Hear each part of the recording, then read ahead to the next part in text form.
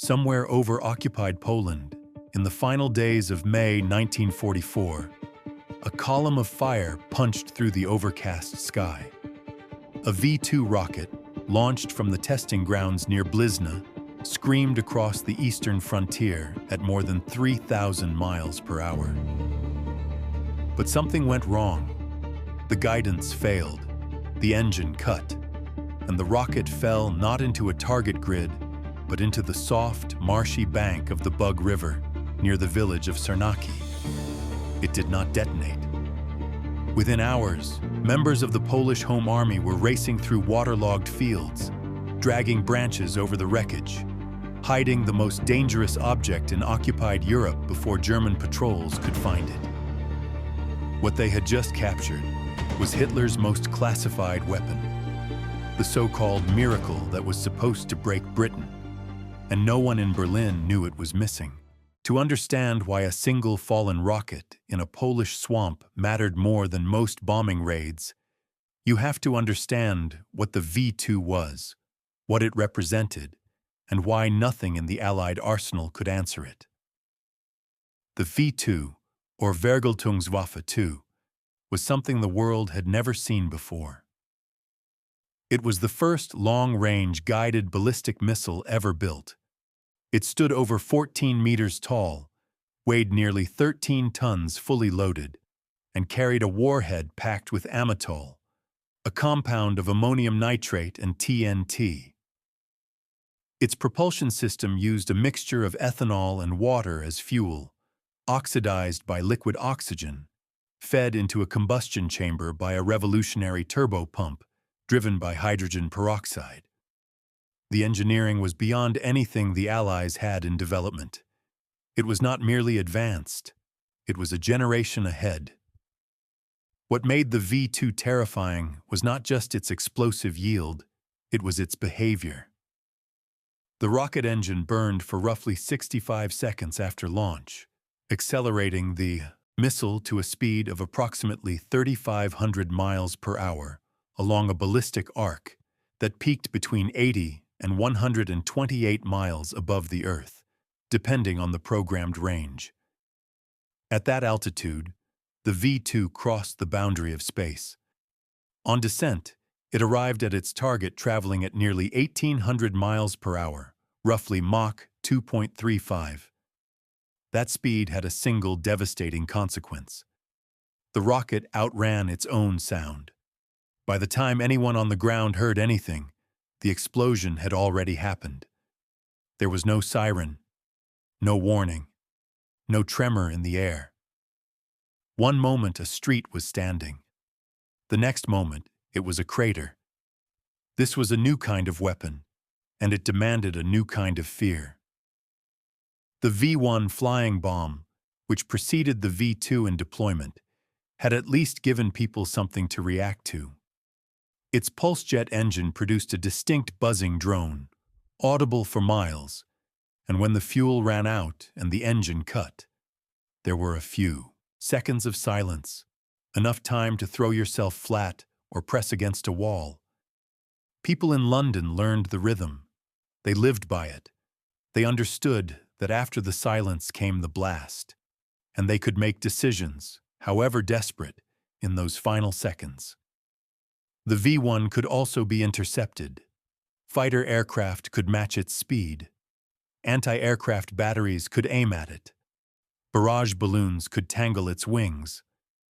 By the late summer of 1944, more than 3/4 of incoming V-1s were being destroyed before reaching London. The V-2 offered none of those mercies. There was no interception because there was no warning. Radar could not reliably track something that moved that fast at that trajectory. Anti-aircraft guns were useless. No fighter could climb to meet it. No barrage balloon floated at its altitude. The weapon came from the edge of space at a velocity that made defense physically impossible. For the people of London, this meant something worse than danger. It meant helplessness. You could not run from what you could not hear. You could not shelter from what arrived before any alarm. The psychological architecture of survival, listen, assess, react, had been entirely erased. When the first V2 hit London on September 8, 1944, it struck Staveley Road in Chiswick shortly before 7 in the evening. The blast killed 3 people and injured 17 others, and the explosion was so sudden, so unexplained, that the British government did not acknowledge it. Officials blamed the detonation on a defective gas main. That story held for weeks. The government feared that admitting the truth, that Germany had a weapon which simply arrived without announcement, would produce a panic that no amount of stoicism could absorb. For 2 months, London endured rockets that came from nowhere and official explanations that pointed to ruptured pipes. Only in November, after the Germans themselves announced the WWII publicly, did Winston Churchill finally confirm to Parliament that England had been under rocket attack for weeks. Over the following months, more than 1,300 V2s struck London alone. The toll reached nearly 2,800 dead and over 6,500 injured. Each strike came with no forewarning, and each produced the same sickening sequence: a sudden blast, a plume of dust, and then, seconds later, the belated roar of the rocket's passage through the atmosphere catching up to the ruin it had already left behind. People in the surrounding neighborhoods would hear a deep, rolling rumble and understand that the worst had already happened somewhere nearby. The strikes were indiscriminate. A crowded Woolworth store in New Cross was hit at lunchtime on a Saturday, killing 168 people, including 33 children. A block of flats in Stepney was destroyed, killing 134. Smithfield Market was hit, killing 110. Each of these was not a military engagement. Each was a rupture in the fabric of ordinary life, as random and as final as a lightning strike delivered from the edge of space. And the weapon was cheap to deploy. It could be launched from a mobile platform, a modified truck called a Millerwagen, which could be driven to a field, set up, fueled, and fired in a matter of hours, then moved before any reconnaissance aircraft could spot it. The launch units were mobile, elusive, and scattered across occupied territory, primarily from positions around The Hague in the Netherlands. There was no fixed target for the Allies to bomb. There was no factory gate to blockade. The weapon came from everywhere and from nowhere, and it landed with the same finality each time. For the Nazi leadership, the V2 represented something more than a weapon. It was a statement. It was a Wunderwaffe, a wonder weapon, a miracle of engineering marketed by propaganda as proof that Germany could still strike at will, even as its armies retreated on every front. Hitler believed the V2 could change the war. Goebbels broadcast its invincibility. And for a time, the Allies had no answer. No intelligence framework, no interceptor system, and no clear understanding of what, precisely, they were dealing with. The only way to defeat the V2 was to understand it, not to outrun it or shoot it down or intercept it in flight. Those options did not exist. The only path forward was to get close to one, to study what it was made of, how it was guided, what systems it relied on, and where those systems were vulnerable. The Allies needed to open one up, and in the spring of 1944, in the fields and forests of occupied Poland, that opportunity was taking shape in ways that no operations room in London had planned. Like and subscribe to support more true wartime intelligence stories. The story of how the V2 came within reach of Allied intelligence does not begin in a laboratory or an operations room. It begins in a forest in southeastern Poland, in a place that barely appeared on most maps. After the RAF's devastating bombing of Peenemünde on the night of August 17th to 18th, 1943, the German High Command made a decision born of both urgency and paranoia. The raid, codenamed Operation Hydra, had sent nearly 600 heavy bombers across the Baltic to strike the Rocket Research Center on the island of Usedom. The attack killed 2 key V2 scientists and caused significant disruption, even if its full effectiveness would later be debated. What it accomplished beyond question was strategic dislocation. The Germans concluded that Peenemünde was no longer safe. That same month, a decision was made to divide the WWII program among 3 independently operating centers. Assembly would move underground into the massive tunnel complexes of the Harz Mountains. Design and development would be dispersed to secret offices, and testing, the actual firing and flight evaluation of live rockets, would relocate to a place the Allies could not easily reach. That place was Blizna. Blizna was a village in the Subcarpathian region, surrounded by dense forest, far from any strategic corridor that Allied bombers routinely flew. It sat within the perimeter of an existing SS military training area called Truppenübungsplatz Heidelager, which had been in use since 1940. The infrastructure of a military camp already existed: the roads, barracks, and perimeter fences, and the Germans leveraged it to camouflage the rocket testing program beneath a layer of routine military activity. The construction was swift and brutal. Slave laborers from the nearby Pustkov concentration camp, where 15,000 people would die over the course of the war, were forced to build the new infrastructure. Concrete roads were laid. A narrow-gauge railway was constructed linking the site to the station at the village of Kochanovka. Storage buildings, assembly workshops, observation bunkers, shelters, and launch ramps rose in the clearings. Within weeks, the forest around Blizna had become one of the most sensitive military installations in occupied Europe. The Germans took extraordinary steps to conceal it. They built an artificial village around the perimeter, complete with plywood cottages, clotheslines strung with bedsheets, and plaster statues of people and farm animals. From the air, it was meant to look like any other rural settlement. On the ground, the reality was very different. Armed SS troops patrolled every road. The surrounding villages had been forcibly evacuated. Rail traffic in and out of the area was guarded with a level of security that drew immediate attention from anyone watching. And someone was watching.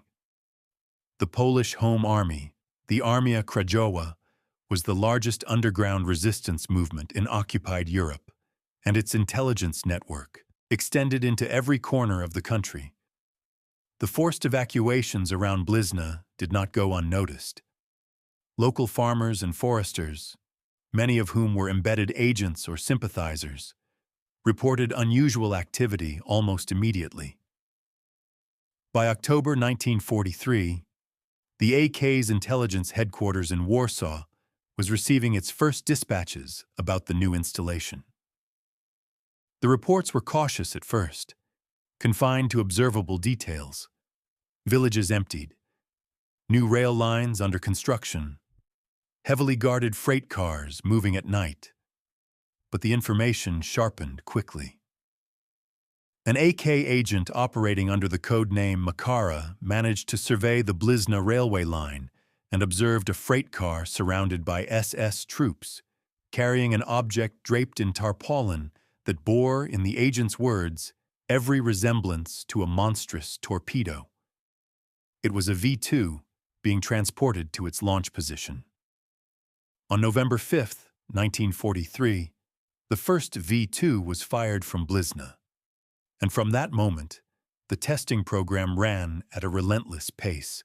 Rockets were launched day and night, arcing northeast across the Polish countryside toward designated impact zones. Most of them exploded on contact, leaving craters in the forest floor that local residents could hear from miles away. But a significant number malfunctioned. The V2 was still an experimental weapon, and its testing program at Blizna was plagued with failures, engine cutoffs, unstable trajectories, guidance errors, and premature detonations. Rockets broke apart in flight. Others veered off course and crashed far from their intended targets. Each failure left wreckage, and wreckage could be found. The AK organized its field units to respond to every crash with the urgency of a military operation. When a rocket came down, there was a narrow window before German recovery teams arrived to secure the debris. Local partisans, farmers, and foresters learned to move fast, reaching crash sites within minutes, pulling fragments from craters, sketching components, and disappearing back into the countryside before German patrols closed in. This was intelligence work at its most elemental. No encryption, no satellite feeds, no analyst desks, just people on the ground, running toward the sound of an explosion, picking through wreckage with bare hands, and passing what they found to the next link in a chain that eventually reached London.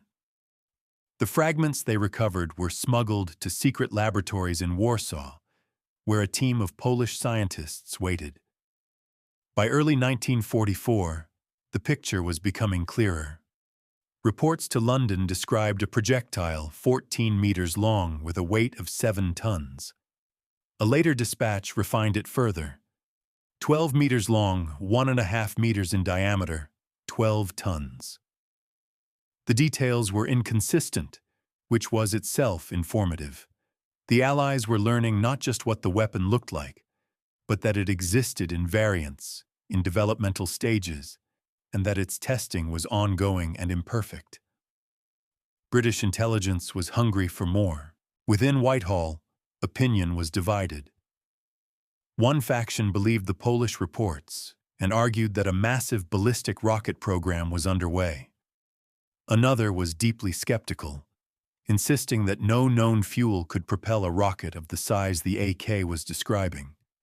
The debate was unresolved, and every new fragment from Poland either deepened the mystery or sharpened the urgency. Meanwhile, in the forests around Blizna, the rockets kept falling, and the people who lived beneath their trajectories kept watching, kept collecting, and kept passing what they found into the dark. From April 1944, the tempo changed. The number of test rockets falling near Sarnaki, a village along the Bug River south of Siemiatice, increased markedly. The Germans were firing more frequently, and the rockets were scattering across a wider area as engineers at Blizna adjusted trajectories and guidance parameters. For the people living in the Bug River region, this meant that the sky had become dangerous in a way that defied all prior experience. A sound like ripping fabric, then a flash on the horizon, then silence or a detonation that shook the earth. The Polish Home Army's intelligence collection intensified in parallel. Every fallen rocket was a data point. Every fragment that could be retrieved before the Germans arrived was a piece of the puzzle that London needed to complete. Field units in the Sarnaki area had become practiced at the grim choreography of crash response, the sprint to the impact zone, the rapid assessment, the concealment of whatever could be carried. But what the AK really needed was not another handful of fragments.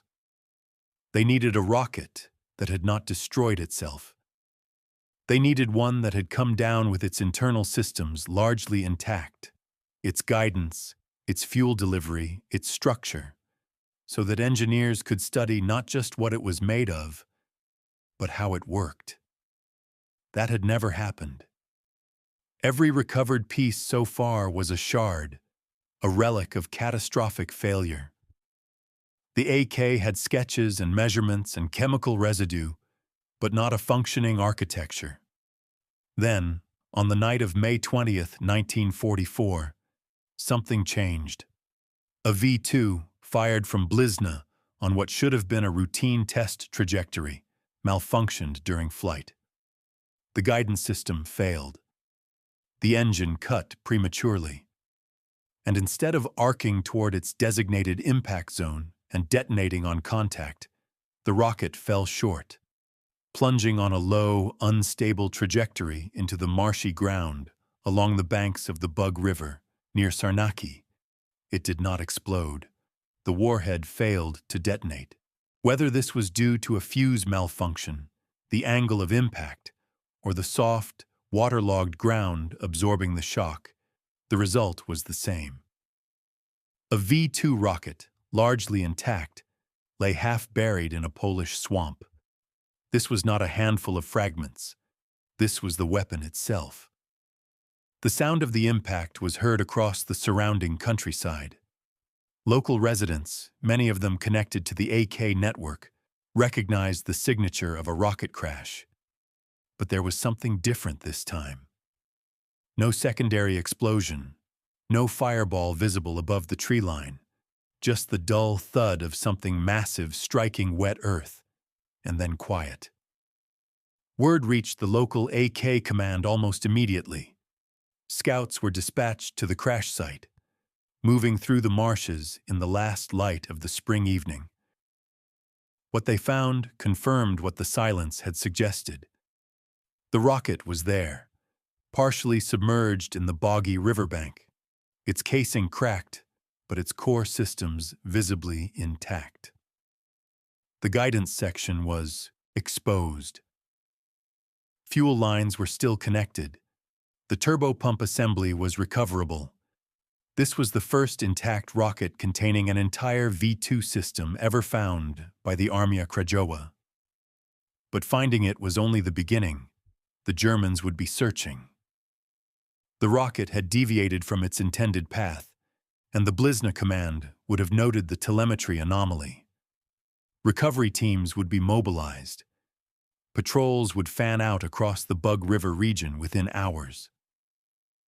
If the Germans reached the crash site first, the opportunity would evaporate. Worse, if they found evidence that someone had been there before them, the reprisals against local villages would be immediate and merciless. The AK had a window. It was narrow, and it was closing. The spring air along the Bug River was damp and cold, carrying the smell of wet earth and river sediment. The marshland around the crash site was treacherous, soft ground that could swallow a man to his knees. And somewhere in that landscape, half buried in the mud, lay the most closely guarded secret of the German war machine. The question was not whether to act. It was whether they could act fast enough. The response was immediate and coordinated. Word of the intact rocket passed through the AK's communication chain with a speed that reflected years of practice under occupation. Within hours of the crash, soldiers from the 8th Company of the 22nd Home Army Infantry Regiment, part of the Siedlce District Command, were mobilized to secure the site. They arrived in darkness, moving in small groups through the marshy terrain along the Bug River. The rocket lay where it had fallen, half submerged, its outer casing split in places, but its internal architecture shockingly preserved. The warhead had not detonated. The guidance section, the fuel system, the turbopump, these were not fragments scattered across a crater. They were components still connected, still in relative alignment, still readable to anyone with the training to understand what they were looking at. The first priority was concealment. Before any dismantling could begin, the rocket had to be hidden from aerial observation and ground patrols. The soldiers dragged reeds and branches over the wreckage, camouflaging it against the riverbank. From the air, even from a low-flying reconnaissance aircraft, the site would look like nothing more than a patch of disturbed marshland. The concealment was crude, but effective. The Germans would search the area. They would fly over it, and they would not find what they were looking for. Then began the real work. Over the following days, under constant threat of discovery, the rocket was dismantled piece by piece. This was not a surgical operation conducted in a controlled environment. This was field extraction under combat conditions, carried out by soldiers and local volunteers working with basic tools in a swamp. Every component that could be removed was removed, carefully, methodically, and with an awareness that a single mistake, a dropped part, a visible footprint, a witness from the wrong side, could unravel the entire operation. The dismantled components were loaded onto carts and transported to a barn in the nearby village of Hołowczyce. The journey was short, but exposed. The roads around Sarnaki were not safe. German patrols were active. The landscape was flat and open, offering little cover for a group of men hauling heavy, oddly shaped machinery through the countryside. To protect the transport, the AK deployed a tactical screen. In the forests near the village of Marshy, the Zanin partisan unit of the 34th Home Army Infantry Regiment carried out diversionary operations designed to draw German attention away from the Bug River corridor. These were not feints on paper. They were engagements. Firefights broke out in the woods. Partisans exchanged fire with German troops. Some of those partisans did not survive. Their sacrifice was deliberate. The diversionary actions created noise, confusion, and a German response that pulled patrols toward the forests and away from the swamp where the rocket was being moved. It was a calculated trade, lives exchanged for time, and the men who fought those engagements understood the stakes even if they did not know the full details of what was being carried in the carts behind them. By the time the components reached the barn at Hołowczyce, the first phase was complete. The rocket was hidden. The Germans had not found it. The crash site had been sanitized, and in a nondescript agricultural building in a village that meant nothing on any military map, the pieces of Hitler's wonder weapon sat wrapped in cloth and straw, waiting for the engineers who would come to read them. The barn smelled of hay and damp timber. Chickens scratched outside, and inside, resting on a dirt floor, were the components of the most advanced weapon on Earth. The mismatch was almost absurd, but it was also the point. The V2 had been designed to operate in a world of launch pads and telemetry stations and precision engineering. It had not been designed for a world where its enemies were farmers with carts and soldiers with hand tools, and that was the gap through which the entire operation would pass. The components did not stay in the barn for long. Once the immediate danger of German discovery had passed, the critical parts were smuggled out of the Sarnaki region and transported across occupied Poland to Warsaw, where a team of scientists waited in secret laboratories that existed in the crevices of a city under total occupation. The analysis was led by some of the most capable scientific minds in Poland, men who had continued their work in hiding throughout the war. Professor Janusz Groszkowski, an expert in radio engineering and electronics, took responsibility for examining the guidance and radio systems. Marceli Struszyński focused on fuel analysis, studying the chemical composition of the propellants. Bogdan Stefanowski analyzed the engine and propulsion systems, and Antoni Kocian, a renowned pre-war glider constructor who had been embedded in the AK's intelligence apparatus under the codename Corona, provided broader technical interpretation. Together, they formed a team that was small, clandestine, and operating under conditions that would have been unimaginable in any Allied research facility. Their workspace was not a laboratory in any conventional sense. There were no clean rooms, no calibrated instruments, no institutional support. These were men working in attics, in basements, in borrowed rooms, sometimes moving their materials from one safe house to another as the security situation shifted. One account describes a Polish scientist conducting part of his analysis from inside a German officer's apartment in Warsaw, using the officer's empty suitcases to store V2 components while the officer was away at work. The officer's servant, himself an AK collaborator, would call the officer each day to inquire about dinner plans, and the scientist would use the information about the officer's schedule to know when it was safe to work and when to leave. This was the context in which some of the most important intelligence work of the war was being conducted, not in the corridors of Bletchley Park or the workshops of the Royal Aircraft Establishment, but in the occupied heart of a city where discovery meant execution. What the scientists found when they opened the V2's systems was revelatory.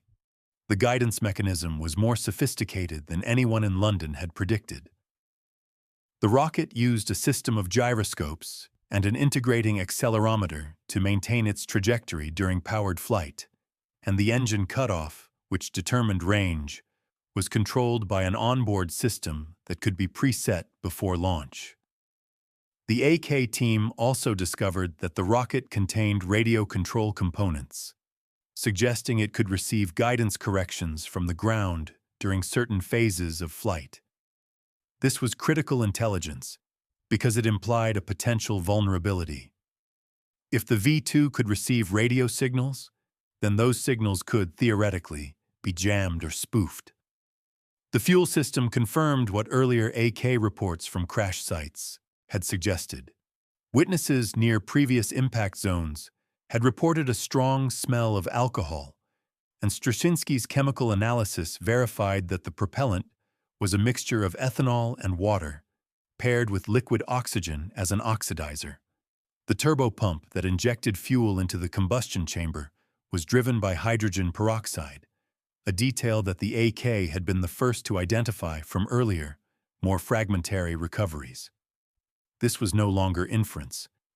It was confirmed engineering data, the kind of information that allowed Allied scientists to model the rocket's performance, calculate its range, and estimate its fuel consumption. The structural analysis revealed a weapon that was immensely capable but not invincible. The V2 was a precision instrument designed to survive the stresses of launch and hypersonic re-entry, but it was also a machine, and machines have tolerances. The team documented dimensions, materials, weld points, and assembly methods. They photographed components. They sketched diagrams. They prepared reports that translated the V2 from an object of dread into a collection of systems that could be measured, understood, and eventually countered. This was the transformation that mattered most.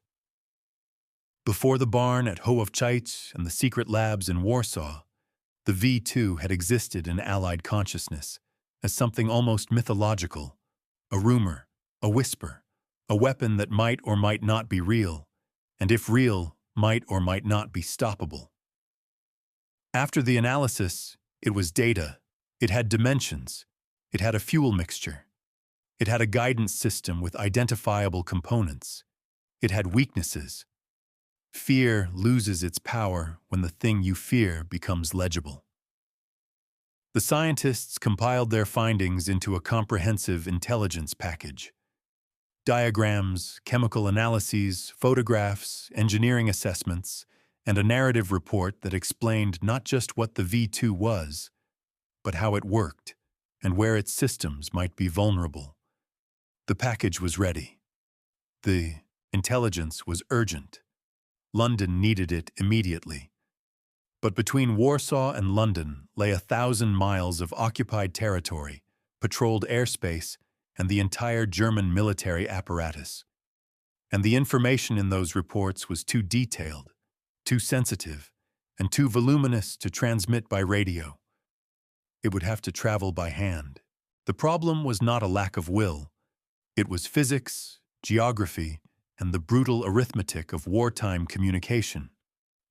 The Polish Home Army maintained radio contact with London through a network of clandestine transmitters, operated by men and women who risked their lives every time they keyed a signal.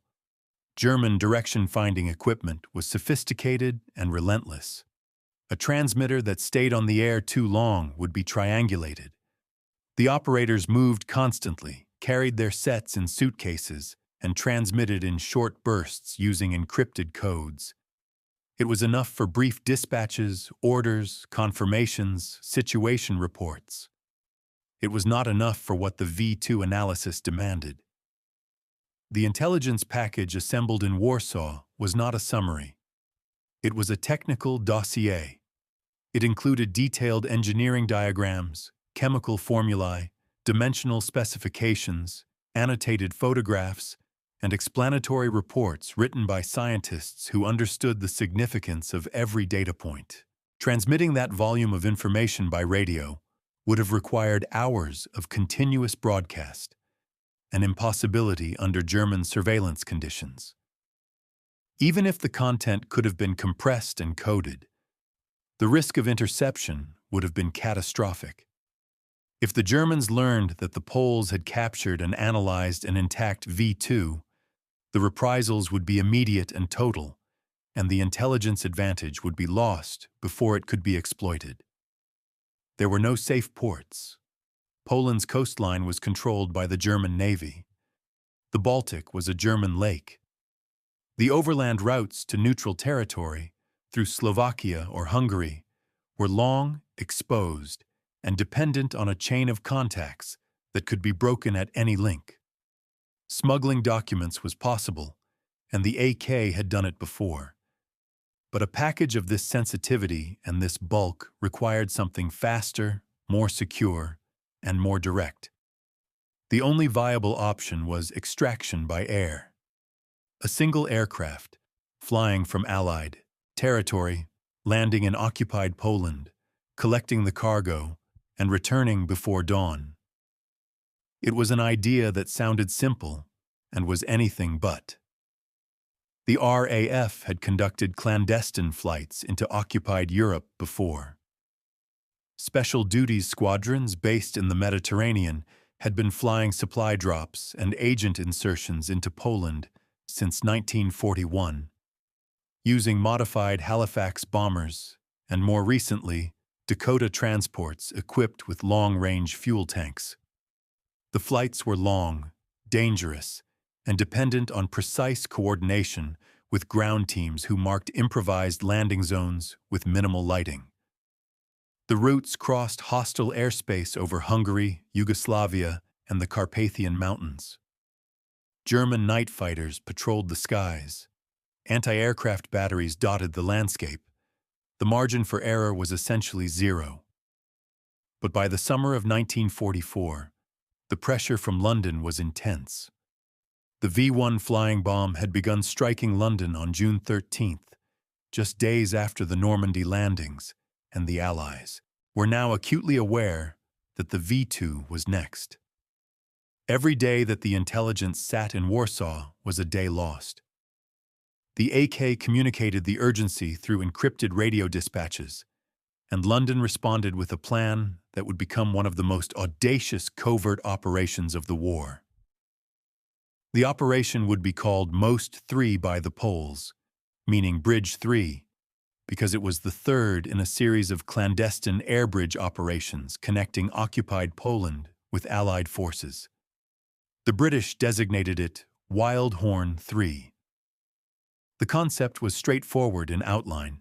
An RAF Dakota would fly from Brindisi in southern Italy, cross occupied territory at night, land at a secret airstrip prepared by the AK, load the V2 components and accompanying personnel, and return before daylight.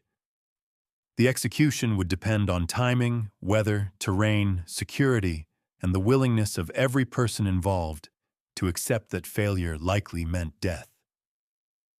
The preparations began in earnest. In Poland, the AK identified a landing site. Near the village of Żabno, at the junction of the Dunajec and Wisła rivers, east of Kraków, there was a stretch of relatively flat ground that could serve as a makeshift runway. The AK codenamed it Motyl, meaning butterfly. The field was not an airfield, It was agricultural land, a meadow that had to be measured, cleared, and assessed for load-bearing capacity, all in secret, all while German troops occupied nearby villages. The landing strip needed to be at least 200 meters long to accommodate a loaded Dakota. The surface had to be firm enough to support the aircraft's weight, and it had to be invisible. The AK soldiers prepared the site in stages, visiting at night, testing the ground, marking obstacles, and calculating approach angles. Oil lanterns fitted with black shrouds were prepared to serve as a flare path, visible only from above. Every detail was planned against the possibility that the Germans would notice. In Italy, the RAF's 267 Squadron prepared the aircraft. Dakota KG-477 was fitted with 4 long-range cabin tanks to extend its fuel capacity for the round trip of well over 1,000 miles. The crew was assembled, Flight Lieutenant S.G. Culliford as captain, Flying Officer Kazimierz Schreier as co-pilot and translator, a navigator, and a radio operator. An anti-night fighter escort, a single Liberator from the Polish 1586 flight, would accompany the Dakota until darkness provided cover. The outbound flight would carry 4 passengers into Poland, couriers and operatives being inserted for other missions. The return flight would carry the V2 components, accompanying documentation, and several key personnel being evacuated to London, including, it was hoped, Antoni Kocjan himself, the engineer who had studied the V2 parts firsthand. But Kocjan had been arrested by the Gestapo. He would not be on the flight. His place would be taken by Jerzy Chmielewski. The plan was set. The weather was not. Heavy rains had saturated the landing field for weeks. The ground at Motul was waterlogged, too soft to support an aircraft. The AK waited, tested, waited again. Then, in late July, the field dried enough to be assessed as marginally viable. The signal was sent to Warsaw, and from Warsaw to London. It was time. But even as the operation moved toward execution, another complication arose. 3 German Storch reconnaissance aircraft had landed on the Motul field and been left there overnight. The AK considered using horses to drag the planes off the field. In the end, the Germans flew the Storchs out the following morning, unaware that the ground beneath their wheels would, within hours, serve as a runway for an Allied aircraft on one of the most consequential intelligence missions of the war. The field was clear. The night was coming. And somewhere in southern Italy, a Dakota was being loaded with fuel. On the evening of July 25, 1944, Dakota KG-477 lifted off from Brindisi just past 10 o'clock. The aircraft climbed into the warm Mediterranean night, its twin Pratt and Whitney engines settling into a steady drone as it turned northeast toward the Adriatic. Below, the Italian coastline receded into darkness. Ahead lay occupied Europe. The Liberator escort from Polish 1586 flight stayed close until nightfall, watching for German night fighters along the southern approach. Once the Dakota was enveloped by darkness, the Liberator peeled away. From that point forward, the Dakota was alone. The route threaded through some of the most dangerous airspace on the continent. The aircraft crossed the Adriatic, passed over the coast of Yugoslavia, and flew north across Hungary before entering Polish airspace. Every mile carried the risk of detection. German radar stations dotted the Balkan corridor. Night fighter patrols operated along known bomber routes. A single transport aircraft, flying low and slow, was exactly the kind of target that a prowling Messerschmitt or Junkers night fighter could destroy with ease. The crew flew in near total silence, maintaining radio discipline navigating by dead reckoning and visual reference in conditions where visual reference meant the occasional glint of a river or the absence of light over a forested ridge. The Dakota carried no defensive armament. Its only protection was darkness and the hope that it was too small and too low to draw attention. Inside the aircraft, the 4 outbound passengers sat with their thoughts. They were being delivered into occupied territory, each with their own mission, each aware that the return flight, the one carrying the V-2 intelligence, was the reason this operation existed. Their insertion was secondary. The cargo that would be loaded in Poland was what mattered. The hours passed. The engines held. The sky remained dark and empty. Meanwhile, on the ground in Poland, the preparations at Motul had reached their final stage. The AK ground team, commanded by a young colonel named Zdzisław Baszak, had taken positions around the landing field since nightfall. The field was a meadow near the village of Jadownicki Mokre, roughly 37 miles east of Krakow. Approximately 100 German soldiers with several anti-aircraft guns were resting at a school barely 1,000 meters from the airstrip. They had recently fought Soviet guerrilla troops and were exhausted. The AK was counting on that exhaustion. The partisans carried oil lanterns fitted with black cylindrical shrouds. From ground level, the lanterns were invisible. From the air, looking down, the shrouded tops would glow just enough to mark the flare path. The system was elegant in its simplicity and terrifying in its fragility. If a single lantern failed, if a single partisan lost his nerve, if a single German sentry looked up at the wrong moment, the operation would collapse. Baszak's men were trembling, not from position. The night was black. The field position. The night was black. The field was silent. And somewhere in that silence, an aircraft was approaching. Just after midnight, the Dakota appeared. The crew spotted the flare path and circled once to confirm the signal and shed altitude. From the ground, the aircraft materialized as a shadow against the stars, its engines a low, growing rumble that seemed impossibly loud in the stillness. Baszak blew a whistle. The partisans uncovered their lanterns. The flare path appeared, a line of pale amber points in the darkness, marking the boundaries of a meadow that was about to become a runway. The Dakota descended. Its wheels touched earth. The aircraft bounced once, settled, and rolled to a stop in the soft ground. The engines died. And for a moment, the field was silent again. Then the partisans moved. They came out of the tree line pulling carts. The V-2 components had been transported to the vicinity of the landing site in advance, packed into crates and suitcases, 19 pieces of luggage in total, weighing approximately 970 pounds.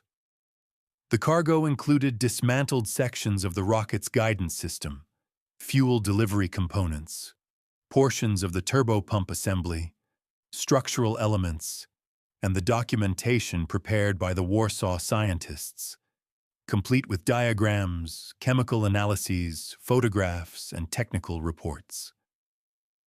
The outbound passengers disembarked quickly. The inbound passengers, the 5 men being evacuated to London, including Józef Rettinger, Tomasz Arciszewski, and Jerzy Chmielewski, who had replaced the arrested Antoni Kocjan, moved toward the aircraft. The loading was fast, methodical, and carried out in near-total darkness. Every second on the ground was a second of exposure. The German troops at the school 1,000 meters away had not reacted to the sound of the landing. Baszak's men guessed that the weary sentries had mistaken the engine noise for another flight of German Storch aircraft, the same planes that had been using the field in previous days. The assumption was fragile. It could collapse at any moment. The crates were loaded. The passengers boarded. The Dakota's crew began the process of restarting the engines. The propellers turned, the engines caught. Culliford advanced the throttles and the aircraft began to roll forward, and then it stopped. The port wheel had sunk into the soft meadow. The Dakota, loaded with nearly 1,000 pounds of secret cargo and a full complement of passengers, was stuck in the mud. The engines strained. The aircraft did not move. This was the nightmare scenario. An Allied aircraft, carrying the most sensitive intelligence haul of the war, was sitting motionless on an open field in occupied Poland, 1,000 meters from German troops, with its engines roaring into the night. Culliford attempted to power through. He pushed the throttles to full. The Dakota slewed to starboard and stopped again. The port wheel had turned a quarter revolution and locked. The situation was deteriorating by the second. The noise alone was enough to draw investigation. Time was running out. The crew prepared to abandon the aircraft. The radio operator tore up all classified documents and positioned them where they would be destroyed if the Dakota was set on fire. The plan, if extraction failed, was to torch the aircraft, scatter into the darkness, and rely on the AK to hide the crew until alternative evacuation could be arranged. The intelligence in the crates would be lost. The operation would be a failure. But Bozak refused to accept it.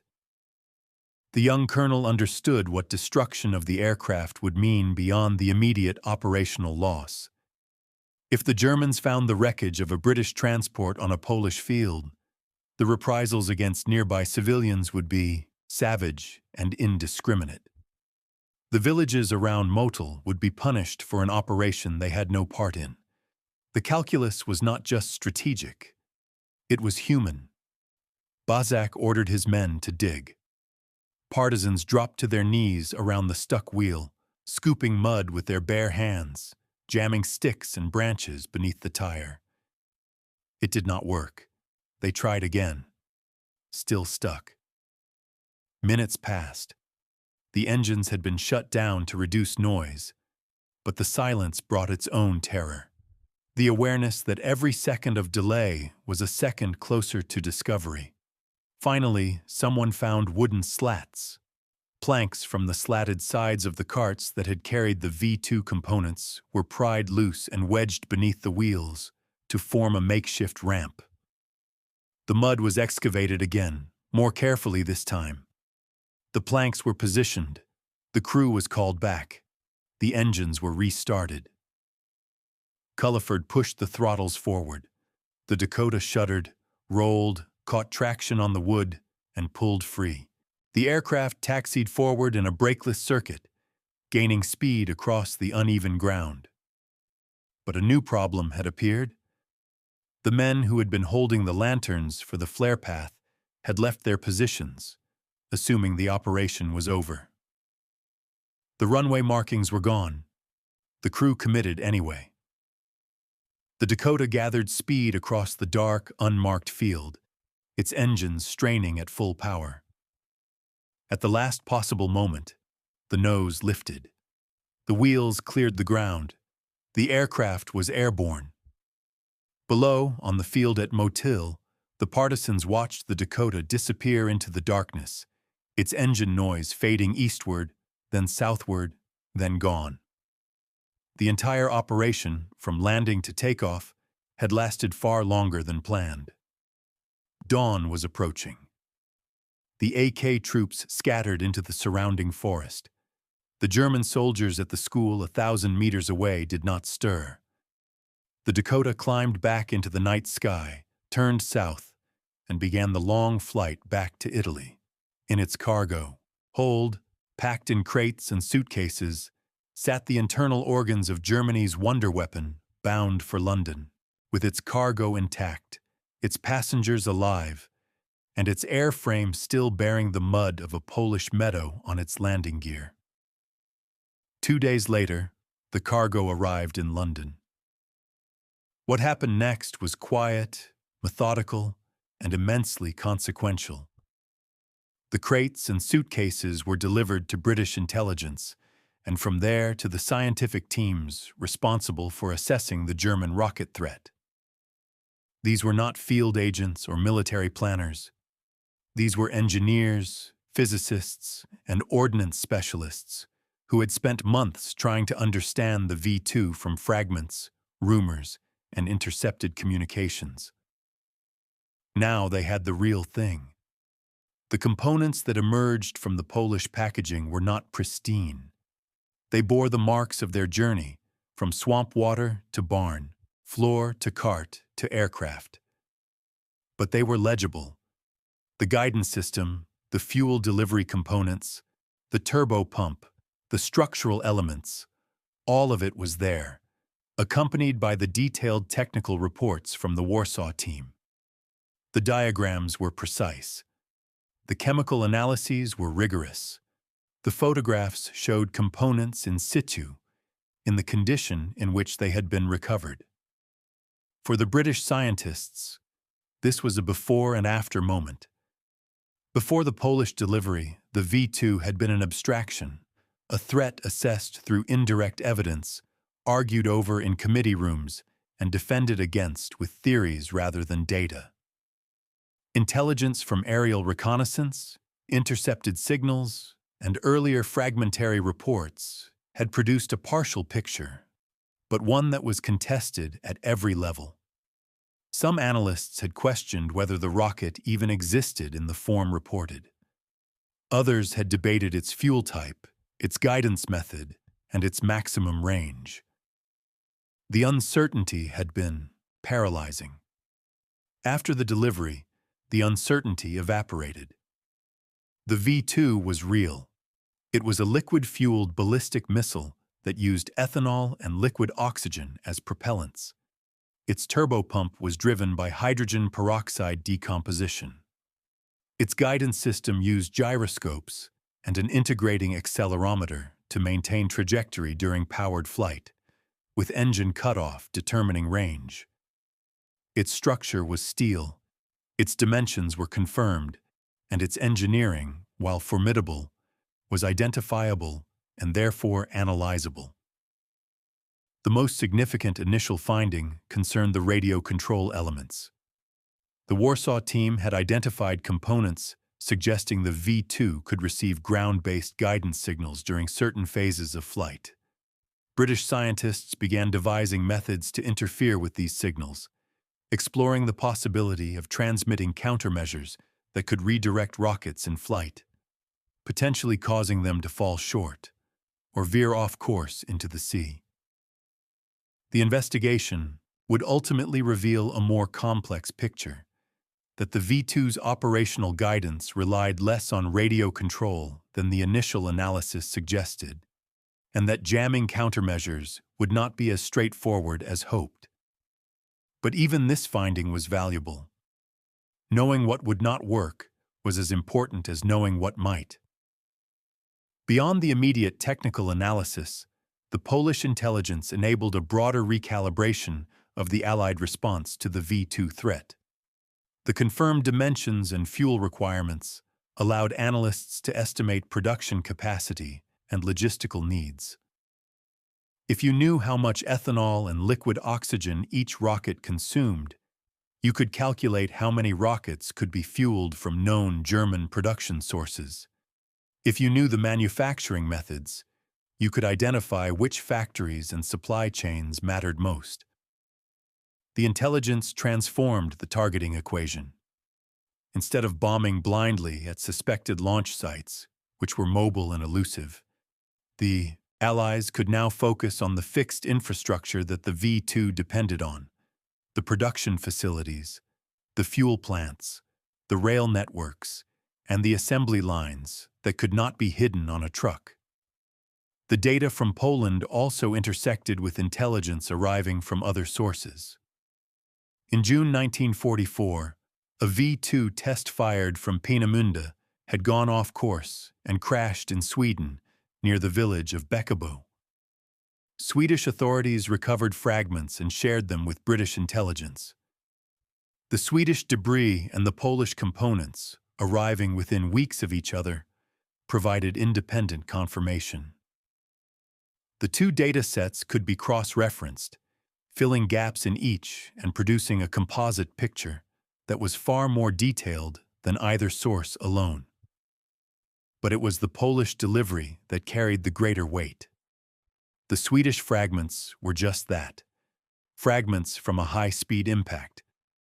The Polish material included components that had survived relatively intact, accompanied by expert analysis from scientists who had studied them at length. It was the difference between finding a smashed watch and being handed a disassembled movement with a manual. The intelligence was disseminated quickly through British and American channels. Allied planners adjusted bombing priorities. Intelligence briefings were updated. The scientific assessment of the V2 shifted from speculation to engineering analysis. The weapon was no longer a mystery. It was a problem with parameters, and problems with parameters could be worked. In the rooms where these decisions were made, no one spoke the names of the partisans who had dragged the rocket from a swamp.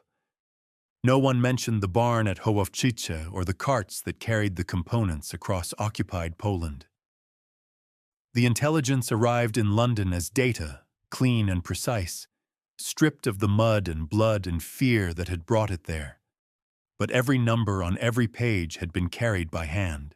The strategic impact of the Polish V2 intelligence did not arrive as a single dramatic revelation. It arrived as a shift, a gradual but decisive change in the way the Allies understood and responded to the German rocket threat. Before the delivery, the Allied approach to the V2 had been characterized by a fundamental asymmetry. The weapon was fast, mobile, and invisible in flight. The defenses were slow, static, and based on incomplete knowledge. Bombing campaigns against suspected launch sites in France and the Low Countries consumed enormous resources, tens of thousands of sorties, and over 100,000 tons of ordnance expended under the umbrella of Operation Crossbow. Yet the mobile nature of the V2 launch system meant that many of those bombs fell on positions that had already been vacated. After the Polish intelligence reached London, the targeting calculus changed. The confirmed engineering details of the V2 allowed analysts to map its logistical dependencies with precision. The rocket required ethanol, liquid oxygen, and hydrogen peroxide, all in specific quantities, all produced at identifiable facilities, all transported by rail. The production of V2 components was concentrated in underground factories, particularly the Mittelwerk complex in the Harz Mountains, where slave laborers from the Mittelbau-Dora concentration camp assembled the rockets under nightmarish conditions. The intelligence from Poland did not reveal the location of the Mittelwerk that came from other sources, but it confirmed what the factory was producing and how the finished product functioned, which allowed analysts to assess which nodes in the supply chain were most vulnerable. The shift was from area denial to systems disruption. Instead of trying to destroy mobile launchers that could relocate overnight, the Allies increasingly focused on the fixed infrastructure that the V2 program could not function without. Fuel production facilities, transport corridors, and assembly plants became priority targets. The intelligence from Poland, combined with signals intelligence from Bletchley Park and photo reconnaissance, created a targeting picture that was both detailed and actionable. The psychological dimension was equally significant. For months, the V2 had occupied a peculiar space in Allied strategic thinking, somewhere between confirmed threat and possible exaggeration. The internal debates within British intelligence about the rocket's existence, its capabilities, and its likely scale of deployment had consumed time and energy that could have been directed at response. Some senior figures had argued as late as early 1944 that the V2 was a bluff, a German deception designed to divert Allied bombing resources from more productive targets. The Polish evidence ended that debate. The weapon was real, its capabilities were now quantified, and the question was no longer whether to respond, but how. For the people who had done the work, the consequences were more immediate and far less abstract. Antoni Kocian, the glider constructor who had been the lead technical analyst of the V-2 components in Warsaw, did not escape Poland. He had been arrested by the Gestapo before Operation Most 3 could evacuate him. He was imprisoned and, according to most accounts, did not survive the war. The man who had held the V-2's guidance system in his hands, who had sketched its circuits and understood its architecture, was consumed by the same machinery of occupation that had made his work necessary. The partisans who had fought diversionary actions in the forests near Mierzwisch returned to an underground war that would, within days, escalate into the Warsaw Uprising, a catastrophic insurrection that began on August 1, 1944, and would result in the near-total destruction of the Polish capital. Many of the Home Army networks that had made the V-2 recovery possible were shattered in the uprising and its aftermath. Documents were burned, safe houses were destroyed. The institutional memory of the operation was scattered. After the war, the communist regime installed in Poland by the Soviet Union regarded the Home Army not as heroes, but as political enemies. AK veterans were persecuted, imprisoned, and in some cases executed. The documents that survived the war in private hands were often destroyed by their owners to avoid incrimination. The full record of the AK's contribution to V-2 intelligence was buried under layers of political suppression, and it would take decades for the story to be reconstructed from the fragmented testimony of survivors. Meanwhile, in the West, the V-2 story moved forward without them. The rocket's legacy was claimed by other narratives. Werner von Braun, the technical director of the V-2 program, was captured by the Americans and brought to the United States, where he became the central figure in the American space program.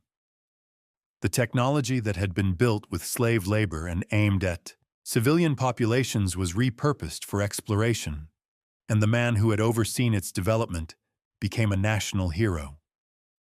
The Polish partisans who had stolen a piece of that technology and sent it to London received no comparable recognition. The V-2 continued to strike London and Antwerp until the final weeks of the war. The last rocket to hit British soil fell on Orpington in Kent on March 27, 1945. By then, the advancing Allied armies were overrunning the launch sites in the Netherlands, and the campaign ended not through countermeasures, but through ground conquest. The intelligence from Poland had contributed to that advance by refining the targeting of supply chains and production facilities, by accelerating the Allied understanding of the weapon's logistics, and by transforming the V-2 from an unknowable threat into a system whose dependencies could be attacked. But the rockets kept falling until the launchers were physically captured. And every one that fell arrived without warning, just as the first one had. If you return to the Bug River today, near the village of Sarnaki, you will find a landscape that has changed and a landscape that has not. The marshes are still there. The river still bends through flat country under wide skies. The ground is still soft in spring. In the forests near the village of Kozki, a crater from a V-2 impact has been preserved, a depression in the earth that has outlasted 2 generations of growth and change and forgetting. A school in Sarnaki is named after the V-2 action heroes. A museum project is taking shape in the old school building, gathering rocket fragments, technical documentation, and household items fashioned by local residents from debris they collected after the explosions. 80 years later, the community still lives with the physical traces of what fell from the sky. What happened here in 1944 was not a battle in any conventional sense. No army advanced, no territory was taken, no flag changed hands. What happened was something quieter and, in its way, more consequential. A weapon designed to be beyond understanding was made understandable. A machine engineered for absolute terror was reduced to schematics and chemical formulae. The gap between mystery and knowledge was closed not by a massive intelligence apparatus, but by a network of people operating in a swamp with hand tools and carts. The V-2 was a genuine engineering marvel. It was the ancestor of every ballistic missile that followed, and every space launch vehicle that would eventually carry human beings beyond the atmosphere. The technology born in Peenemünde and tested over the fields of Blizna did not end with the war. It accelerated. It became the foundation for the American Redstone rocket, which launched the first American satellite. It informed the Soviet R-7, which carried Yuri Gagarin into orbit. The V-2's lineage runs through the Cold War and into the present, a bloodline of rocketry that connects a weapon of terror to the machines that explored the solar system. But in the summer of 1944, none of that mattered. What mattered was that the weapon was falling on civilians, and no one knew how to stop it. The Polish Home Army did not stop it. No one stopped the V-2 in flight. That was never possible with the technology of the era. What the AK did was something more fundamental. They stopped the V-2 from being unknowable. They took it apart. They read its systems. They documented its architecture. And they sent that documentation to the people who could use it. The miracle weapon was not beaten in the sky. It was not beaten in a laboratory or an operations room or a bombing raid, though all of those contributed. It was beaten the moment someone opened it up. It was beaten in a barn in Hołowczyce, where chickens scratched in the yard while engineers measured the guidance system of the most advanced weapon on Earth.